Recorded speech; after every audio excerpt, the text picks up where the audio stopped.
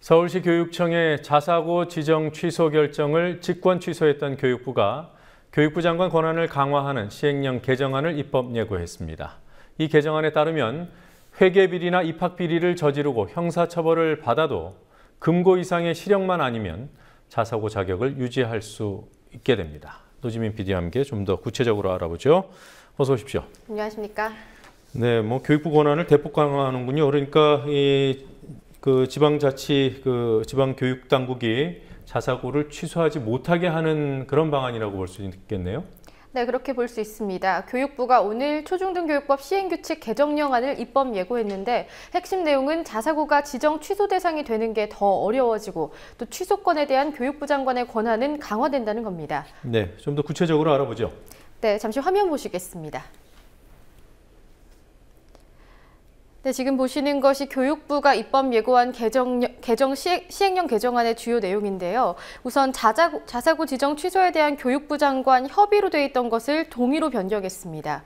그리고 자사고 지정 취소 요건에 대해서 기존에는 거짓이나 그 밖의 부정한 방법으로 회계를 집행 또는 거짓이나 그 밖의 부정한 방법으로 학생을 선발하기만 하면 자사고 지정 취소 요건이 충족되는데요. 하지만 이러한 일이 있더라도 금고 이상의 형 선고를 받거나 또 감사 결과 중징계 이상의 처분을 받지 않는다면 자사고 자격을 계속 유지할 수 있습니다. 네, 그러니까 설사 형사처벌을 받아도 벌금형 정도면은 취소 대상이 안 된다는 얘기가 돼버리네요. 예, 그렇습니다. 네, 이 자사고 지정 취소 위기에 놓였던 학교들은 아무래도 환영을 할 만한 내용입니다. 네, 회계나 입학 비리가 있었던 일부 학교들에는 면죄부가 될 수 있는 부분입니다. 형사처벌을 받거나 또 감사 결과 중징계만 받지 않았다면, 형사처벌을 받아도 금고 이상 형을 받지 않거나 감사 결과 중징계만 받지 않으면 자사고 자격 유지에 문제가 없기 때문입니다. 전교조는 이를 두고 불량 학교의 재기의 기회를 주려 한다고 비판했습니다.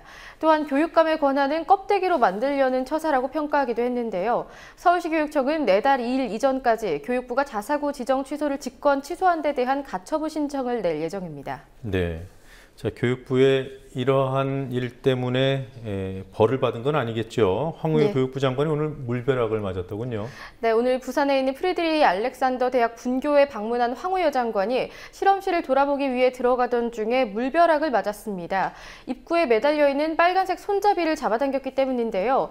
물에 잔뜩 젖은 황 장관의 사진이 오늘 언론 보도와 SNS를 통해서 화제의 사진으로 돌아다녔습니다. 또 이 손잡이는 실험 도중 위험한 화학 물질이 묻었을 때 씻어내기 위한 말 그대로 긴급 샤워를 위한 손잡이였습니다. 예, 대학 이름이 제 입에는 잘 안 붙습니다. 좀 어려운데요. 이게 독일 대학이라고 하죠? 네, 독일 바이에른주에 있는 생물공학 분야에 특화된 학교입니다. MB정부 시절 부산 분교 설립이 추진되기 시작했고요. 2년제 대학원과 연구소로 구성된 부산 분교가 지난 2011년부터 첫 신입생을 받기 시작했습니다.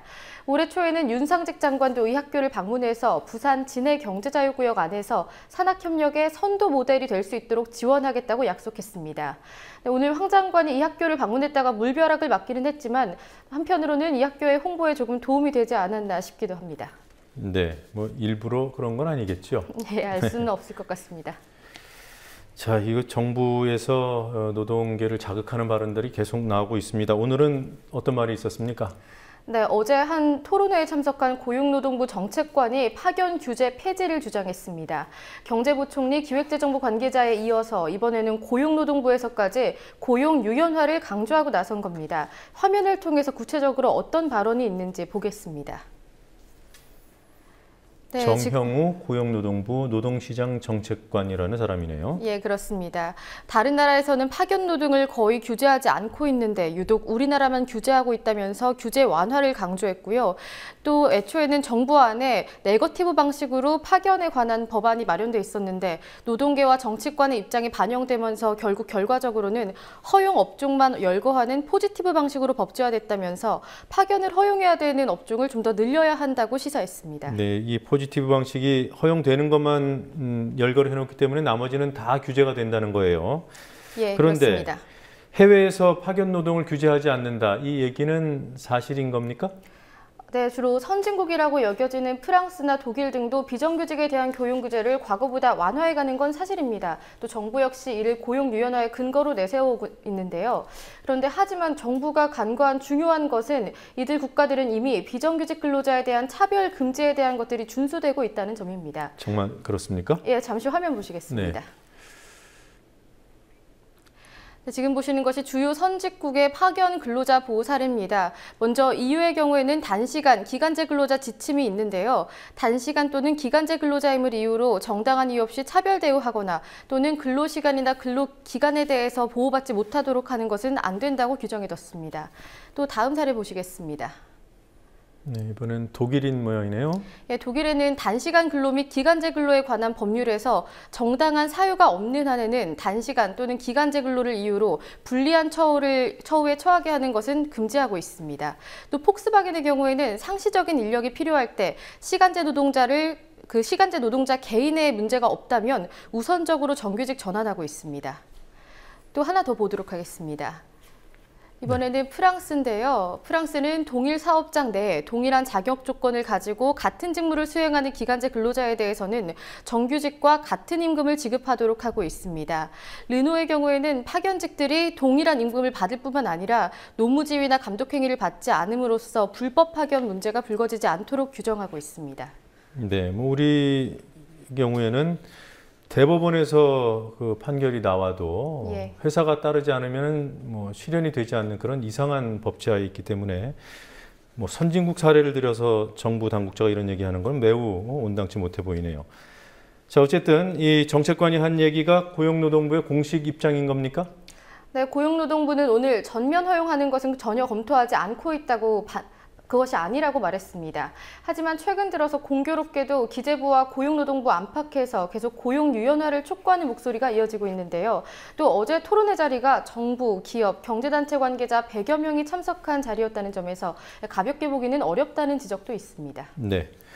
자, 어제 헌법재판소에서 통합진보당 위헌정당 해산심판 청구 최종 변론이 있었고요. 그때 재판소 앞에는 극우 보수단체 회원들도 많이 왔고요. 또 통합진보당 지지하는 사람들도 왔었는데 그 보수 쪽 사람들 중에 일부가 돈을 받고 왔다 이런 보도가 있었습니다. 어떻게 된 겁니까?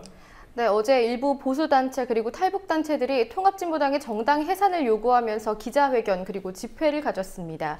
그런데 이 중 한 탈북단체가 참가자들에게 돈을 줬다는 것이 언론 보도를 통해서 확인됐습니다. 지금 보시는 것이 어제 헌재 앞에서 진행된 탈북단체들의 기자회견 현장입니다. 네, 미디어 오늘자 보도 오늘자 내용이군요. 보도된 사진입니다. 기자회견을 주최한 북한 민주화 청년포럼의 구준의 사무국장의 손에 서류가 하나 쥐어져 있는데요. 네. 이 서류를 좀 더 보시면요. 참가자 명단이라는 글자와 함께 NK워치라는 한 참여 단체명 그리고 5만 원이라는 금액이 적혀 있습니다. 또 이 명단 양식을 보시면은 이름뿐만 아니라 소속 단체, 연락처 그리고 계좌번호까지 기입하도록 되어 있는 걸 확인할 수 있습니다. 그러면 저 단체에 해당 사람한테 해당 계좌번호로 돈을 붙인다 이런 뜻으로 볼 수 있는 그런 문건인가요? 예, 그렇습니다. 이 문건을 토대로 그러한 의혹을 가지게 된 미디어 오늘이 직접 참가자들과 통화를 했는데요. 네. 일부 참가자는 교통비로 돈을 받았다고 인정했습니다. 반면에 또 다른 일부는 집회는 참석했지만 돈은 받지 않았다고 답한 경우도 있었습니다. 그리고 문제의 서류를 들고 있었던 구준의 사무국장은 처음에는 행사가 끝나고 밥을 사줄 수도 있는 거 아니냐고 답변을 회피하다가 결국에는 다시 그런 일이 없었다 이렇게 부인한 것으로 전해졌습니다. 네. 자, 이 북한 민주화 청년 학생 포럼이라는 단체라 그랬죠? 예. 네, 이 단체는 이 간첩 조작 사건과 관련해서 민변을 고발한 곳 아닙니까? 네, 그렇습니다. 이른바 서울시 공무원 간첩 조작 사건의 항소심 재판에서 민변 소속 장경욱 변호사가 검찰을 향해 범죄자라고 발언한 것에 대해서 명예훼손 그리고 법정 모욕이라면서 고발했던 바로 그 단체입니다. 그리고 그 유우성 씨의 동생이죠, 여동생 유가리 씨에 대해서도 거짓 증언을 했다고 고발했던 것 같은데요. 예, 유가려 씨가 법정에서 진술했던 국정원 합신센터에서의 가혹 행위를 두고 거짓 증언이라면서 고발한 일도 있었습니다. 네. 오늘 그 서해상에서 있었던 서해 5도 어민들의 해상 시위 얘기를 좀 해보겠습니다. 일단 이 서해 5도 어민들이 주장하고 있는 것은 중국 어선들의 불법 조업을 막아달라 이거더군요. 네, 그렇습니다. 백령도, 대청도 등 서해 5도에 사는 어민들이 정부가 중국 어선의 불법 조업을 방치하고 있다면서 대규모 해상 시위를 벌였습니다.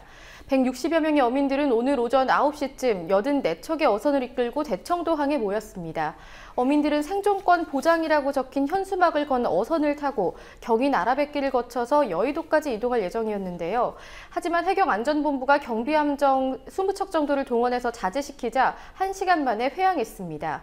어민들은 다음 달 초까지 해수부 등 관련 기관이 대책을 내놓지 않는다면 다시 해상 상경 지휘를 진행하겠다고 밝혔습니다. 네, 저희가 오늘 그 해상 취재는 하지 못했고요. 조금 전에 본 영상은 해경에서 제공받은 영상인가요? 예, 해경과 옹진군청에서 제공한 화면들입니다. 네, 좀 영상을 좀 더 보면서 얘기를 하죠. 자, 이 해상 시위까지 할 정도면 피해가 상당하다 이렇게 볼 수 있을 텐데, 물론 이런 어민들의 해상 시위가 이례적인 일이기도 하고요. 피해가 어느 정도입니까? 네, 어민들은 생계가 굉장히 어려운 수준이라고 말하고 있습니다. 인천경실련에 의하면 이번 달 대청도만 해도 어장과 어구의 피해액이 7억 6천만 원에 가깝습니다. 또 올해 6월 백령도 해상에서 중국 어선들이 부수거나 훔쳐간 통발 어구 피해액이 한 달 동안에만 6천만 원이 넘는 것으로 확인됐습니다. 또한 해경이 해체된 뒤부터 최대 1000여 척의 어선들이 떼를 지어 다니면서 중국 어선들이 치역까지 싹쓸이하고 있다는 것도 호소하고 있는데요. 어민들은 서해 5도의 피해액을 모두 합치면 100억 원대에 이르는 것으로 추산하고 있습니다. 네, 좀 빨리 대응이 제대로 돼야 될 것 같습니다. 수고했습니다.